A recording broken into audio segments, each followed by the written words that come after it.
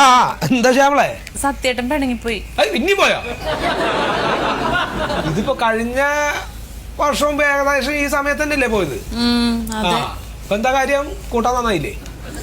എന്റെ മെമ്പറെ അതൊന്നും അല്ല കാര്യം. ഇതിനിപ്പോ പഞ്ചായത്തും മെമ്പറൊന്നും ഇടപെടേണ്ട കാര്യമൊന്നുമില്ല. അയാള് 4 ദിവസം കഴിയുമ്പോ വരണോ താൻ പോയിക്കോ. ഇതങ്ങനെയല്ല മെമ്പറെ. എപ്പൊ പിണങ്ങി പോയാലും 3-4 ദിവസം കഴിയുമ്പോ സത്യേട്ടൻ നമ്മുടെ വീടിന്റെ കിഴക്കേ വശത്ത് കൂടി സൈക്കിളിൽ ബെല്ലടിച്ച് അങ്ങോട്ടും ഇങ്ങോട്ടും നടക്കും. 2-3 പ്രാവശ്യം പോയി കഴിയുമ്പോ ഞാൻ കൈ കാണിച്ച് വിളിക്കും. അപ്പൊ പുള്ളി ഇങ്ങ് പോരും, അല്ലെങ്കിൽ ഞാൻ ചെന്ന് വിളിക്കും. പക്ഷെ ഇപ്രാവശ്യം വന്നില്ല. ഇനിയിപ്പോ ആ സൈക്കിൾ എങ്ങാനും പഞ്ചറായിട്ട് എവിടെയെങ്കിലും അരഞ്ഞിരിഞ്ഞ് നടക്കണ്ടാണാവോ? ഇപ്രാവശ്യം വേറൊരു കാര്യമുണ്ടോ മെമ്പറെ? എന്താ അത് പറ. എന്റെ മെമ്പറിന് അറിയാലോ ഞാൻ എന്തോരം കഷ്ടപ്പെട്ടിട്ടാ ജീവിക്കണം. തൊഴിലുറപ്പിന് പോയ പൈസയും കുടുംബശ്രീന്ന് ലോൺ എടുത്ത പൈസയും കൂട്ടി വെച്ചിട്ട് ഞാൻ എന്റെ ഈ മാല പണയം വെച്ചത് എടുത്തു. അതെന്താ അയാൾക്ക് നല്ല കാര്യല്ലടോ? നല്ല കാര്യല്ലേ?